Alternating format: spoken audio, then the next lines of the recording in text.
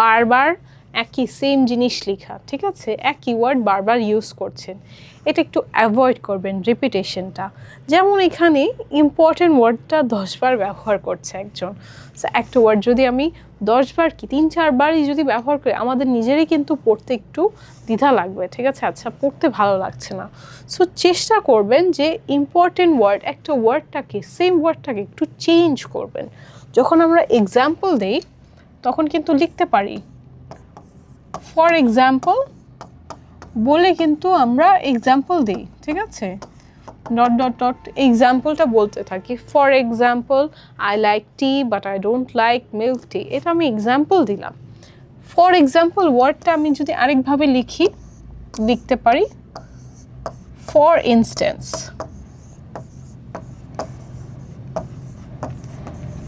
এটা লিখতে পারি না, ফর ইনস্ট্যান্স দিয়ে তারপর আমি আমার যে এক্সাম্পল দিতে চাচ্ছিলাম সেইটা কিন্তু লিখতে পারি। এটার পরিবর্তে আমি আরেকবার লিখব, সে কারণেই কিন্তু আমি ফর ইনস্ট্যান্সটা ওয়ার্ডটা ইউজ করেছি। সেম কিন্তু for example for instance same বোঝাচ্ছে, ঠিক আছে, আমি জাস্ট আরেকবার লিখছি দেখেই কিন্তু একটু চেঞ্জ করতে চাচ্ছি। এখানেও same, this is important, it is very important for students. Important আমি 2 বার মেনশন করলাম, রিপিটিটিভ হয়ে যাচ্ছে, শুনতেও খারাপ লাগছে না যে this is important, it is very important for students. শুনলেও কিন্তু আমাদের একটু ভালো লাগে না, একটু কীরকম জানি লাগছে না যে বারবার ইম্পর্টেন্ট বলছে। সো আমি যদি এটা একটু ভালো করে বলি তখন বলতে পারি যে this is crucial, it significantly benefits learners. Important ওয়ার্ডটাকে 2 জায়গায় কিন্তু আমরা চেঞ্জ করেছি, ইম্পর্টেন্টটাকে আরেকভাবে বলেছি ক্রুশাল, এবং আরেকটা কি লিখেছি সিগনিফিক্যান্টলি।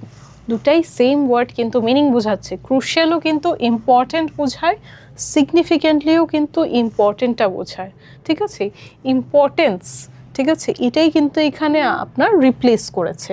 ওয়ার্ডটা এখন একটু বেটার শোনায় না, 2টা লাইনই কিন্তু এখন শুনতে ভালো লাগছে। সো এখানে টিপ আছে যে সিনোনিমস শিখতে হবে, যে গুডের সিনোনিমস বেনিফিশিয়াল, ইম্পর্টেন্টটা ক্রুশিয়াল, সিগনিফিক্যান্ট, ব্যাডেরটা ডেট্রিমেন্টাল, এসব কিছু সিনোনিমস অবশ্যই শিখে রাখবেন, যে এসব সিনোনিমস যেন আমাদেরকে ফার্দার হেল্প করে, যে বারবার রিপিটেশন যেন না হয়। সো রিপিটেশনের জন্য আমরা কি করব, অবশ্যই সিনোনিমস শিখব।